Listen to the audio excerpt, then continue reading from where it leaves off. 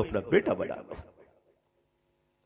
کوئی بیوہ عورت ہے, متعلقہ عورت ہے, اس کی مدد کیجئے. اگر نکاح کی عمر باقی ہے تو اس کی دوسری شادی کروائیے. یہ آپ کی ذمہ داری ہے. ورنہ یاد رکھیے, ایک مسجد کے احاطے میں اگر کوئی عورت مجبوراً اپنی آبرو کا سودا کرتی ہے تو حاجی صاحب, نمازی صاحب, بچو گے نہیں. آپ اپنے کمرے کو بند کر کر تسبیح ہلا کے بچو گے نہیں. اللہ تعالیٰ نے ایک قوم پر جب عذاب بھیجا تو فرشتوں نے کہا, اللہ اس بستی میں ایک تیرا بندہ ایسا ہے جو پلک جھپکنے کے برابر بھی تیری نافرمانی نہیں کیا, اس عابد کا کیا کروں؟ اللہ نے فرمایا اس عذاب کے ساتھ اسے بھی پلٹ دے. کہا وہ میرا عابد ہے, میں اسے قیامت کے دن دوں گا, لیکن اس وقت وہ مجرم ہے کہ اس نے خود تو مجھے پایا, میرے بندوں تک مجھے نہیں پہنچایا. مسجد ذمہ داری لے اس بات کی, 160 کا, اور وہ کفالت کرے, وظیفہ بھیجے تاکہ کسی کو بھیک نہ مانگنا پڑے. ہماری قوم میں ایک غریب آدمی اپنی بیٹی کی شادی کے لیے اگر بھیک مانگتا ہے تو شرم آنی چاہیے, ہمیں غیرت آنی چاہیے. ہم نے کلکتے میں اپنی مسجد میں پابندی لگا رکھی ہے, کوئی نہیں مانگ سکتا. ضرورت مند ہے تو آپ تفصیل دیجئے, کیا ہے بتائیے آپ, انشاءاللہ آپ کی شادی بیٹی کی کروائی جائے گی انشاءاللہ, اور ہو رہی ہے الحمدللہ. اب آپ چوچلے بگا رہے ہیں کہ یاما کا موٹر سائیکل چلائے تو معاف کیجئے, وہ سب نہیں دیں گے آپ ایک مناسب طریقے سے. اور الحمدللہ ہمارے کلکتے کی مسجد میں چند مالداروں نے مجھے کہہ رکھا ہے, اللہ تعالیٰ ان کے بالوں میں برکت عطا فرمائے, کوئی بھی تقاضا ہے آپ ہمیں فون کر دیجئے, ہم بھیج دیں گے. اللہ کا شکر ہے, اللہ ان کو برکت دے رہے. لیکن بھیک مانگنے کی اجازت نہیں ہے مسجد میں. اگر مسجد میں کوئی کھڑا ہو کر بھیک مانگ رہا ہے تو مسجد کے سارے مصلیوں کو غیرت آنی چاہیے کہ ہمارے رہتے ہوئے ہمارا بھائی بھیک مانگ رہا ہے.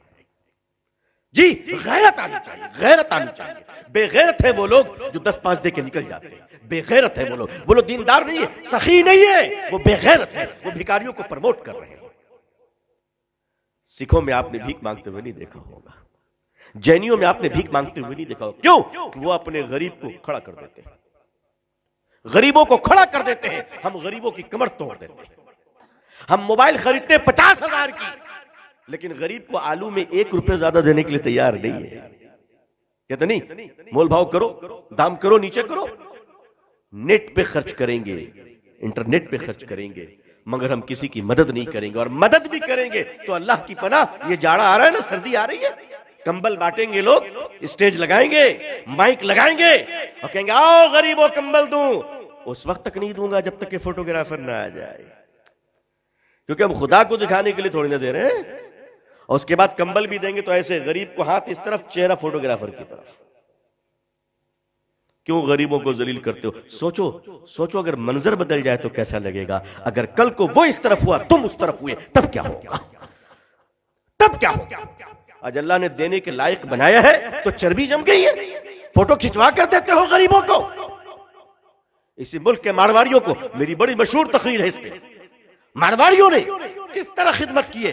لوگوں, غیروں کو صرف برا کہنے سے نہیں ہوگا, ہماری اچھائیاں انہوں نے لے لی, ان کی برائیاں ہم نے لے لی. آئیے, اگر مقابلہ کرنا ہے, جو غم آپ کے دل میں ہے 2 دن سے, میں اس غم سے الگ نہیں ہوں. میں تو اس سے اتنا متاثر ہوں کہ بس اللہ بلوا رہا ہے اس وقت جو میں آپ سے بول رہا ہوں, ورنہ میری حیثیت نہیں کہ میں تقریر کر سکتا تھا. میں آپ سے کم غمگین نہیں ہوں, لیکن علاج تو ڈھونڈنا پڑے گا نا. اگر ہم آپ رونے ہی لگیں گے تو کام کون کرے گا؟ علاج تو ڈھونڈنا پڑے گا, اس غم سے تو نکلنا پڑے گا, متبادل تو ڈھونڈنا پڑے گا. اور وہ متبادل یہ ہے کہ مسلمانوں, جس پارٹی میں تم کو رہنا ہے رہو, چمچہ گیری بند کرو. تم کو جو پارٹی کرنا ہے کرو, چمچہ گیری مت کرو. اور ایسے مسلمانوں بچو جو باپ کے جنازے میں تو ٹوپی نہیں پہنتا ہے, ایم ایل اے کی افطار پارٹی میں 3 ہاتھ کی لمبی ٹوپی پہنے کھڑا رہتا ہے. ایسے بھکاری مسلمانوں سے بچو. افطار پارٹیوں کا دھندا بند کیجئے, اس نے آپ کو رکابی پکڑے فقیروں میں تبدیل کر دیا ہے. نہیں, اور اب چپ رہنا سیکھیے, کچھ نہیں بولنا ہے. نو کمنٹس. سوشل میڈیا کا استعمال کم کیجئے, ہو سکے تو اپنے گھروں سے ٹی وی کو نکال دیجئے. آپ سوچ رہے ہیں میں کیا کہہ رہا ہوں. میرے بزرگوں, ٹی وی میں نیوز دیکھتے ہو, نیوز میں سوائے تمہیں گالی دینے کے اور کیا دیا جاتا ہے؟ بند کرو ٹی وی دیکھنا.